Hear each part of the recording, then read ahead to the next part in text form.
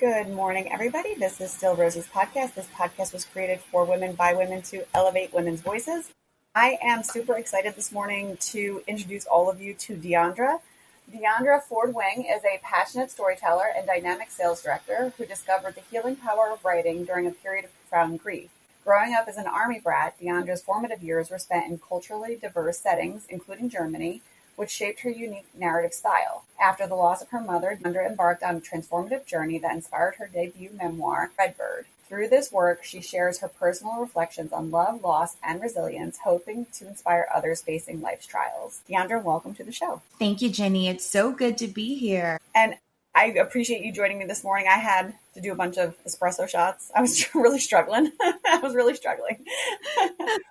I'm super excited to talk with you today. I would love for you to, as a first step, just share your story with the listeners and let them know what inspired Redbird. Yeah, so quite simply, the inspiration behind Redbird came from losing both my aunt and my mom in close succession. My aunt died while becoming an expat to live in the Gambia. She left the United States, and then 8 months later, she was dead. And there are still so many unknowns surrounding her death, and so many questions that have left to be unanswered. And my mom never got over her sister's death. So when she died, 14 months later, I just had to take a pause. I had to reset, recalibrate, and just figure out what I wanted to do. I quit my job. I just wanted to focus solely on honoring my mom. And the way that I did that is through writing Redbird. You mentioned your mother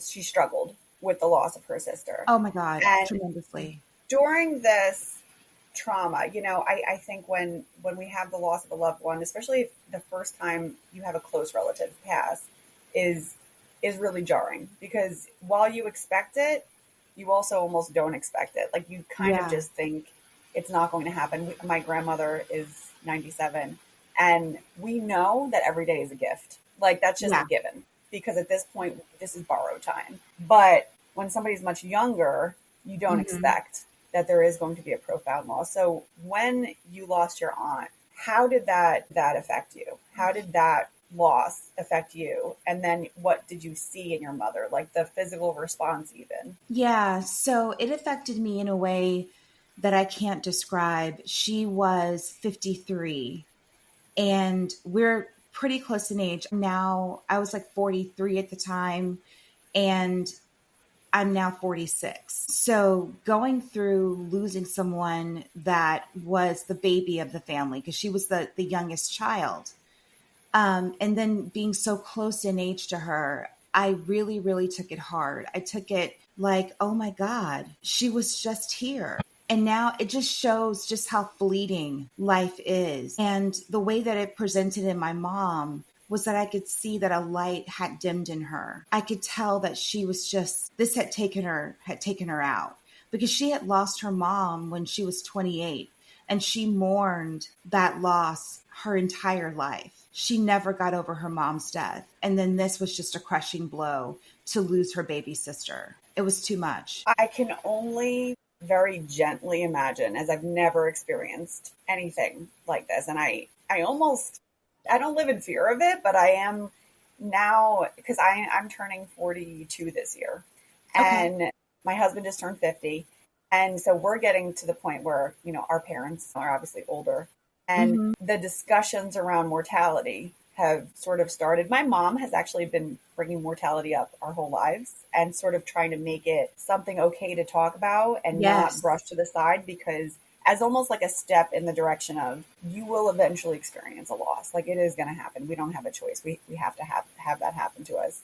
How did you process the loss of your aunt? And actually, one thing I do want to ask for the listeners, can you go into more details as to what an expat is? I want to make sure they understand what happened. Yeah. So my aunt had decided, months prior to her leaving the United States, that she did not want to live on U.S. soil. She was just like, everything that's happened to me here in the United States has not been an optimal experience. So I want to see what the rest of the world has to offer. And she then decided that she was going to leave the United States, but then also expatriate. She wanted to not be a US citizen. She wanted to be a citizen of the world. And I can appreciate that. She booked a one-way ticket to the Gambia and was never seen again. It was just it's the way that it happened was such that you would think it was a Lifetime movie.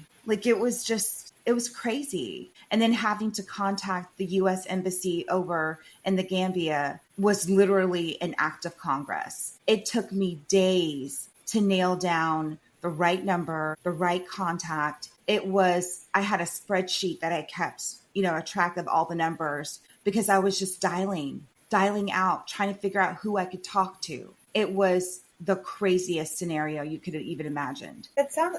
You're right. It does sound like a Lifetime movie. It sounds like a living nightmare though, because it was. You can't get in touch with your aunt. So obviously something is wrong, Yep. But there's no way for you to really know what's going on unless you physically fly over there and start, feet on the ground. Like, where is this? Where's my aunt? Where's my relative? Yes. I can't even imagine. And I will admit this too, in our household, my husband had wanted to go, he wanted to go away and he was, saying like, oh, I'd love to go on vacation, this and that. And I've done that. I'm one of those wives that I'm like, oh, go, have fun. Yeah, I'll book you a ticket. Go for it. And, I'm like, everyone needs a break. Everyone needs a reprieve. And I'm cool with this. But in the past few years, I have scaled that back quite a bit out of exactly what you're talking about. Yeah. And it's sad to really think of the fact that I haven't been touched by any of this, but the fear is there. Yeah. So much so to the point where, we all got our passports, and I made it a point to make sure that my husband has a passport card that he can carry on his physical person. Oh, love that. For fear of, I don't know what's going to happen. He's from Ecuador. So I'm like, I would prefer for you to have every protection possible on your physical person so that you can be identified, because God forbid, I don't know. And then the fear of, honestly, him traveling solo, it sounds silly. He's a grown man. He's physically fit. He can handle himself, but there's this, you watch what's going on in the world today and you're like, I don't want to send my loved one out there without me. I know. And I definitely had my reservations about her going over there, but you can't tell an adult what to do. Yeah. And she was really, really earnest. She really wanted to do this. And when she got over there, and we don't know what the story is, but she was about to get married to some guy that she met over there. We don't know if they were talking prior to her getting over to the Gambia, they had some kind of pen pal relationship. We don't know. But she was going to be married to this guy, and he's the reason why we know that she had passed away. He called my mom at 4:00 in the morning one random Sunday and said that she was gone. And my mom was confused. She was like, what do you mean, to the store? I don't, where's this going? And he was like, no, Sandra, she's passed away. She died. And that's when the very next day, that Monday, that's when I started making phone calls to the police, to anybody, just to see if this was in fact true. And it was just, it took so much work and so much, time, because it was impossible to nail down the correct person to be speaking to in this regard. And it also, I think it almost also leaves an open wound there. And I could see how your mother would have trouble healing, because at least when her mother passed, it's here, and we go through our own, we have our processes here. You go to the funeral home, there is some levels of closure that we get here that Absolutely. In this scenario, she's not going to have that. That would have never come, closure. And it never came. And now you're left living with questions still. And probably, I don't want to put words in your mouth, but I would imagine that you feel a lot of anger too, because that's where I would be. My mom was so ticked off. She was just like, what in the world is happening here? She could not wrap her brain around it. And that's why I took it upon myself to be the one to do the reaching out, because my mom did not have the mental capacity to do it. Yeah. She was fit to be tied. She was just over it. And she could not handle the emotional pressure of trying to figure out what had happened to her sister. So I took on that, and I didn't get a chance to grieve because I Yeah. was, in go mode. I was in go mode, and it took a toll on me. And then, months later when my mom died, I really had no choice but to just take a step back and, like I said, quit my job and dedicated my life to writing this book. It took me almost 12 months, a year to finish it, publish it, edit it, all that stuff. And by the time it was done, we were coming up on her 1 year anniversary of her death. So yeah, I really still haven't processed, if I'm being honest. I was going to say the time frame that you mentioned, you're probably still in the thick of it. I am. I I wouldn't am. imagine that there has been a closure at this point. Not When really. you lost your mother, and then you probably had a almost like an in-between moment of like, what am I going to do here? How did you I want to commend you for making the decision to step back, because I think a Yeah. lot of people would not have done that. And, speaking for, I can imagine, like, I know prior me would have thrown myself further into work, or like I would have tried to distract and deflect. And I'm curious for your process for somebody listening that has experienced a loss like this and doesn't know what to do and they're spiraling. What was your process there? How did you think this through? I didn't think it through. That's the beauty of it. I'm like you said, I would have been like, let's just dive into work. Let's, just distract myself. But I had to take a pregnant pause. I really did, because I could not accept that my mom was no longer here. And I did not want to accept that fact. And so leaving the job, it took some thought, but really and truly, I really woke up one day and it was 7 o'clock in the morning, and I'm walking around the house and I'm like, should I do it? Do I do it? And my husband's like asleep, not knowing what I'm doing. I had talked to him about it. I talked to him about it a little bit, like a couple of days prior, but he didn't know if I was actually going to pull the trigger. But like I said, woke up that Wednesday and called my boss, who was out of town for a work trip.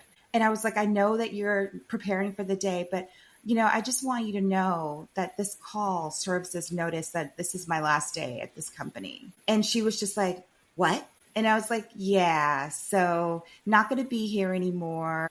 Just wanted to say thank you for the opportunity. When can I get my stuff to the office? I can take it up there tomorrow, today. I don't care. Just let me know what you would like me to do. And she was like dumbfounded. She was just like, are you sure this is what you want to do? Do you want to give it some thought? And I'm like, oh, I have. This is my thought. So thank you, but no thanks. And that's how I ended it. I'm surprised, maybe not, because I guess certain people won't have like the emotional intelligence to be able to see that somebody's really struggling through something. Yeah. And I know that I've encountered colleagues that are like that they just don't have that capacity. How much pushback did you get from people around you in your circle? Anybody? And I ask this question because I'm sure somebody listening might be saying, like, I want to take this step, but everyone's breathing down my neck. Everyone's judging I know. us. How did you manage that? Luckily, I didn't have anybody give me pushback, because think about it. The people that were around me were my siblings. I have 3 of them. I have an older brother, an older sister, and a twin sister. And all 3 of them were like, girl, do you. If this is what you need to do to like get through mom's death, do it. I have such a tremendously supportive family that I love very, very much. Even my friends were like, if I could, I would too. I want to walk off this job like yesterday. I was presented with a lot of respect and a lot of I understand yous. So that actually was really, really helpful in helping me seal the deal on pulling the trigger on my career. I had to do it. Like it just, there was nothing stopping me. And I know that my mom would have been like, if this isn't where you want to be right now or need to be right now, then you need to take care of you. I could just hear her saying that. You can hear her voice. I could hear her voice. And I was like, Mom, I think I'm going to do it. And she was like, go ahead, child. Like, just do what you have to do. And so a lot of forethought didn't happen. It Start was messy, just, right? That's yeah, what we talked about.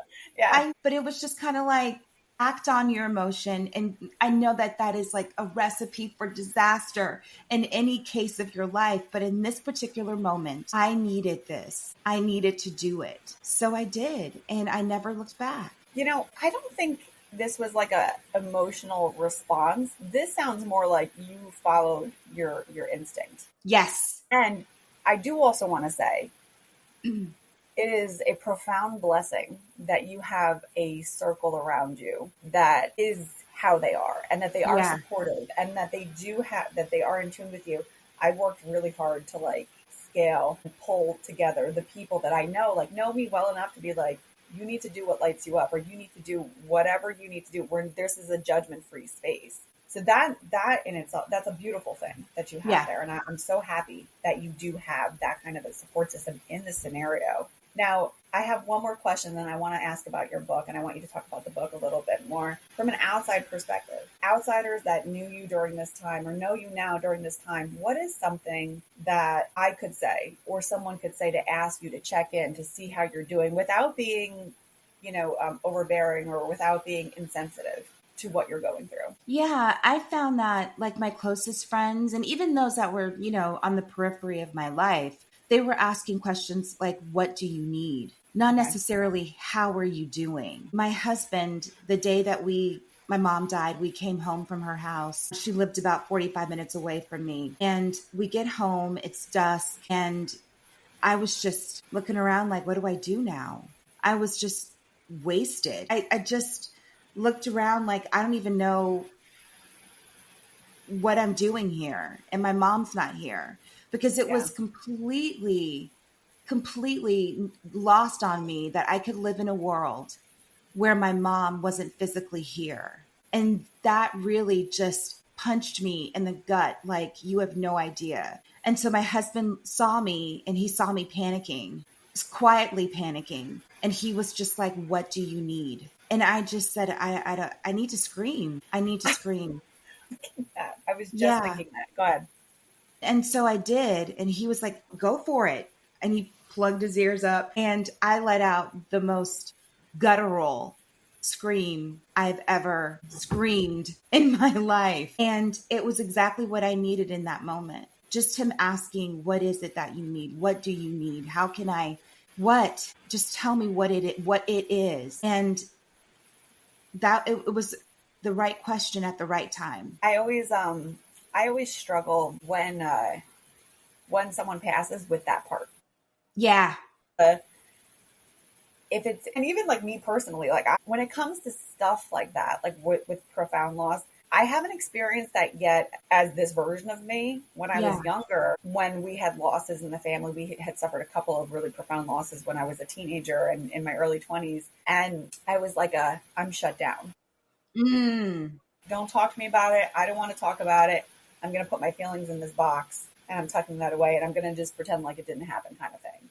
Yeah. And now I'm not so much like that anymore. So that's why I asked the question, because I get awkward and I think other people get awkward in conversations like this with how do I sensitively approach this, or how do I ask the question? Should I even ask the question? And I think that a lot of folks don't know how to respond, and myself included, in a lot of Yeah. instances. And even showing up, like, if I hear about somebody who has passed, is it respectful to go to the funeral, or is it, should I give people space? Like, there's always that Yeah. question in my mind of like, what's appropriate here? If I haven't been in touch with somebody and I know that they've suffered a loss, do I still go? I didn't really know the person, but I know the person who suffered the loss. And I think that a lot of us struggle The in this answer little is always area. yes, you go. You pay your respects. I That's usually do. always, yeah, that's, if like, I struggle with that too. Like, I don't want to be encroach on someone's privacy and private affairs, but it takes nothing to just pay your respects. And no one can look down on that. The answer is always you go. If that's what your heart is telling you to do, if that's what your spirit is calling you to do, you go and you pay your respects. I read recently something online, and I forget who it was. Somebody, I don't know, it was one of the stars, like one of the movie stars, and they said that they were relaying a story where um, there was a funeral for somebody, and he had wanted to go to the funeral, and he was like, it wasn't even something I really knew. It was like an acquaintance, and he had Mm. wanted to go, but then he kind of didn't get around to it. and it's bothered him for like 20 years Oh that he didn't go. God. I've had a similar instance where there was somebody who had passed when I was in my 20s. I didn't go out of fear, to be perfectly honest. If I'm going to be Yeah. perfectly honest, it was out of fear of like the exposure of emotion has always been something that I've like, because of my own trauma, I've always boxed it. And Yeah. I've regretted it for forever that I didn't go to this one funeral. And now I go to everybody's funerals because I don't want Right? to, you're right. Like I want to be there to pay the respects to the people that are still here. Yeah. You always go. No question. So you make the decision and you resign, and your boss is shocked, obviously, but you're like, that's it, like effective immediately. At what point did you realize you wanted to put what you've gone through into a book? About a week after I had no job, um, I was like, well, I don't want to start looking for a new job right away. So let me figure out what I can do. I started journaling when I was like 12. I have books and books of journals, just book to the brim with pages and pages of my adolescent thoughts. About a week after I quit, I was sitting around just writing in my journal, and then I was like, wait a minute, let me use my computer because this is taking too long. I have like really intricate handwriting and it's just annoying. So I was like typing and I'm like, this is really turning into something. And then I kept going back to it. I kept writing every single day. I kept going back to it, kept adding things and kept changing things. And it just became what Redbird is today. At that point, my husband was like, well, what are you going to do with these pages? Are you going to just bound them? Are you going to give them to your brothers and sisters, or what are you going to do? And I was like, I'm going to publish it. I'm going to get it published. And he was like, oh, okay. So we did the work of trying to find publishers, and that was tedious. So tedious, like having to send, an abstract to, literary agents is not fun, and it takes so much time. Mm-hmm. I was just like, let's just self-publish. And then I heard about Amazon and KDP publishing and all that. And I was like, I'm going to do that. So I had a discovery call the very next day with a guy from KDP, and he was like, we can do this for you. We can help you with your cover art. What ideas do you have? And I did it. So within like a month, we were rocking and rolling. They were editing everything and we came up with the cover, and it was really exciting. And I was just like, I cannot believe I'm going to do this. And 12 months later, Redbird was let free. Do you feel like, I really love that. Do you feel like, and I know you're still working on healing, because what you went through is a lot, doesn't even cover it. What you went through is, it's just life altering. Yeah. And you altered your life.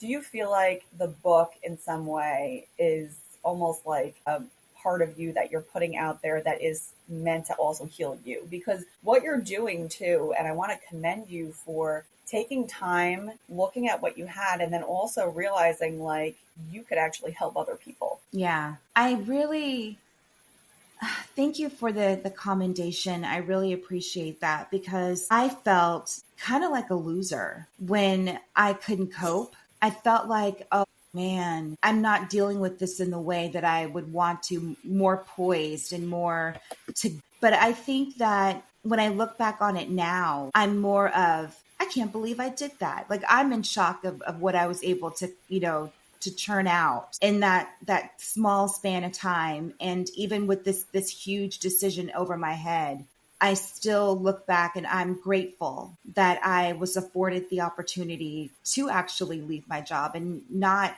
be homeless. You know what I mean? Like Right. I'm so happy that I have the resources to do this, and I will never regret that decision. I think it was the best one that I could have made at the time. And I need to stop being so hard on myself and thinking that I'm a loser because I couldn't hack it. I couldn't hack the grief. But grief is hard for everybody. It's different for everybody. Some people take pauses. Some people just throw themselves into the thick of things. And I just couldn't do that. I had to realize I was out of my depth in that regard. Even that step, what you just talked about, it's interesting that there's shame that, and I, again, like I haven't experienced it, but I'm hearing you say it. So I'm going to assume that other people are experiencing this. It's interesting that there's shame that comes along with not being able to handle grief quickly. Why should we handle grief quickly? But look at corporate America though. The bereavement days that they give you is Oh, 3 or 5. Like for a whole mom? Like yeah. what? I've thought about that actually a couple of times. I haven't checked what my corporate policy is. That yeah, I have my corporate job, Check, right? girl. I have thought quite a bit about that, and I'm like, I'm gonna need weeks, months. Like, I'm not gonna be okay to be like, yeah, let me just go back. Like, even I couldn't do it. and I know it lessens like the further away the relative is. I'm close with my grandmother. I'm gonna need a minute. Like, Right? this is At just least gonna be something just that's give gonna be me a like, minute. you'll be back in 3 days. I'm like, no, no, no, no, I won't. No, I won't. And it was crazy because I eulogized my mom and having to prep for the memorial. I took at least a week off for that. I was like, I'm Yeah, not going to be working during me trying to, eulogize my mom. Like no freaking way. And having to put everything together, get the linens for the tables at the repast, do all this, figure out yeah. where we're going to have her cremated, get the urn. It was a lot. It was a huge production. I think it's very similar to producing a wedding. It was really It, crazy the amount of things that we had to do. so And 3 days know wasn't going to cut about. it.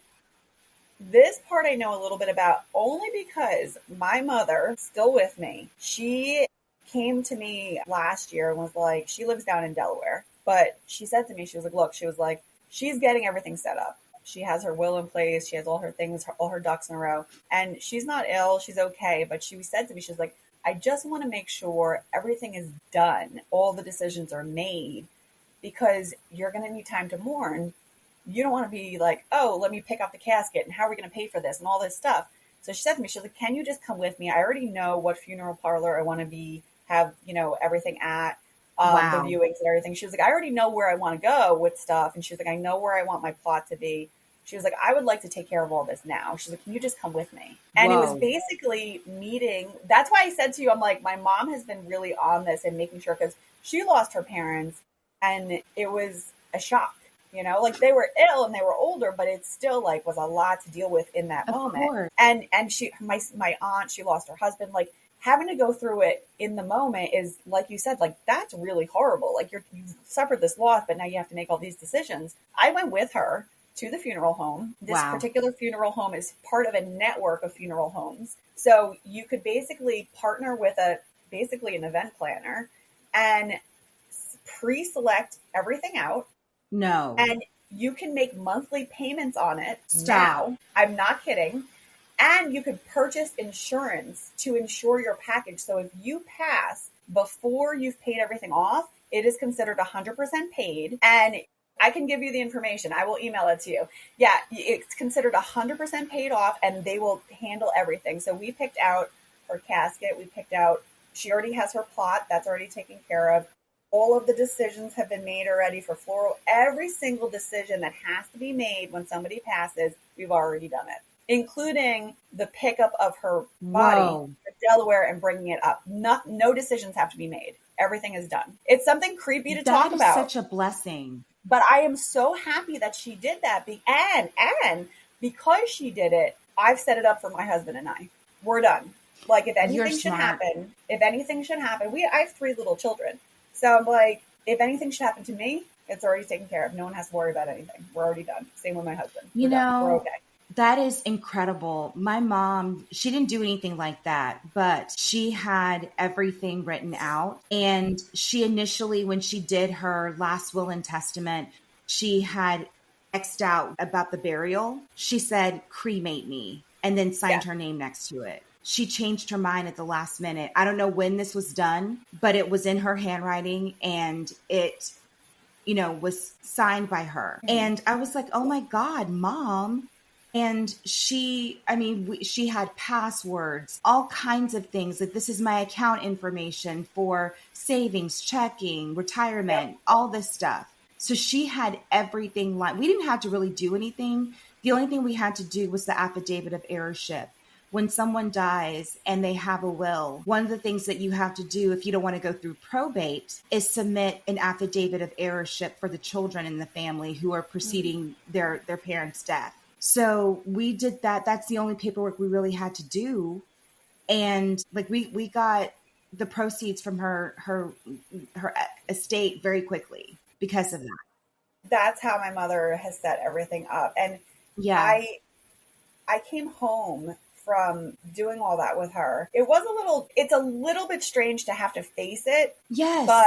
because we've done it, I know like when the time comes, like I can just focus on honoring. Yeah. And the people who love you, if it's you that passes, they can just take the time they need to truly process the loss. And it's interesting, even, and I know like this is kind of like an offshoot discussion, but people, like you said, like we plan for weddings, births, Yep. we pre-plan, we hire people, like we really go to town for all these life events. But for some reason, and I think it's because we're all scared to really think about it, Yeah. when it comes to this, nobody really preps. People aren't prepping. And as I mentioned, like there's so the funeral place that my mother is going to, and they have this vast network. So even if I were to die in another state, or No. if I moved, right, and I was in a different state when I passed, and that's where I want to be buried and everything, they will just connect me with another funeral parlor closer to me in their network,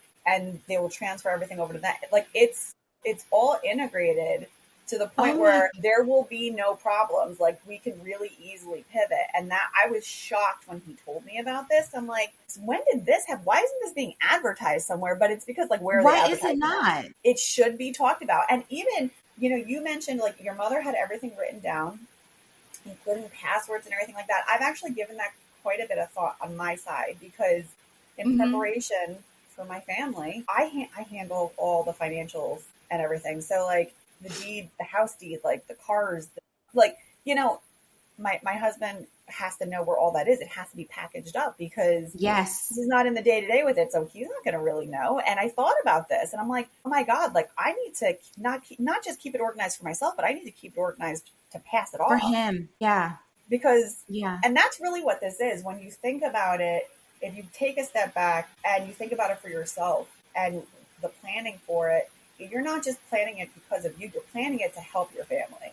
And if you think of it from Exactly. that angle, and if you're listening to this, it might sound, again, it sounds a little crazy, but if you're listening to this, like this is important. This is a significant life event. We can't avoid this. And I will say this, like the payments, that the payment plan that, they set up, it's like Mm-hmm. relatively low. It's like $300. What? It's not, that's why I'm like, I was kind of mad that I didn't know about it until now. And now I Oh want to tell my people that God. because I'm like, it's a low cost kind of thing. Just throw it in like another bill, start It's paying like for insurance. it is. That's exactly what it is. That's That's like exactly what it is. That's exactly what it is. Because what a neat program. Because think about the people who are in a situation where they may not be financially like top heavy and they Yes. can slowly pay for. Honestly, Wow. exactly. And I don't think people realize like how immensely expensive It funerals can be are. really expensive. It can be, Yeah. and even if you honestly like, I was there looking at the options for things, and even on the lower end, it was pricey. Like we're talking about $30,000, twenty thousand See? dollars, like Yep. easily. Just and that's for the less expensive packages. So Yeah. to think about that, that was always the part that used to give me anxiety because I don't have $30,000 lying around. So like if someone passed, like I'd be kind of stuck. I'd be like, oh no, like what am I supposed to do? So it's a program that I'm incredibly impressed with, and it is something that I do think like we do need to prepare. Like we do need to talk more about it and Yeah. almost normalize the discussion a little bit. The same way we're like plan for your child's birth, plan for your weddings, plan for the Yeah. funeral. You Yeah. know, You have to do it.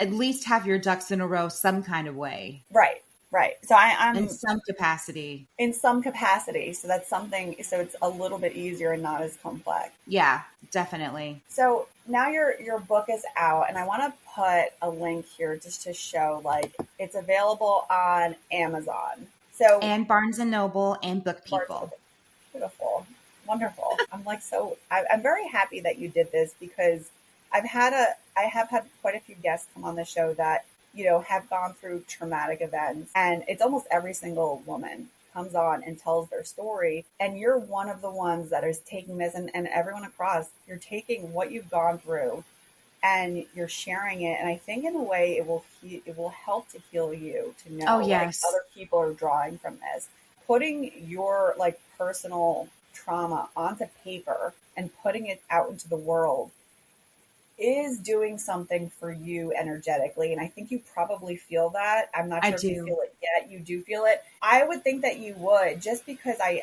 have read so much about what that could do for you in the situation to help you Yes. heal through healing other folks. Yeah, it's been a true delight of mine to be able to speak to so many people on podcasts and just tell my story, because I don't just talk about loss. I talk about, body image issues. I talk about trying to end my life when I was 24.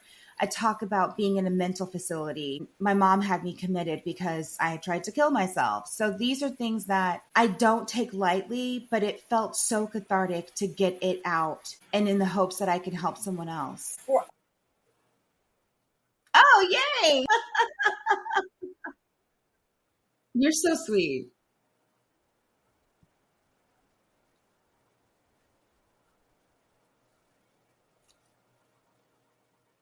Oh my God.